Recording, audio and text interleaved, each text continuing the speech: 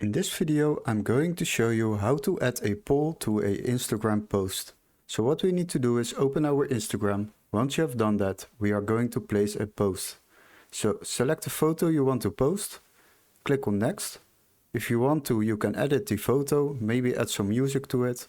And once you are done, you can go to the next step. And there you will find the option poll. Click on that.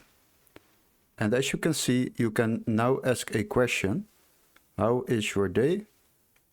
For example. And once you have done that, then you can say good and or bad. Click on OK. And as you can see, we now have added a poll. If you click on share, this photo will be posted. And if we go to the profile and go to the picture, there you will find the poll. As you can see, we have posted a poll on it, and you can click on vote, and now people can react to the poll. And that is how you add a poll to your Instagram post.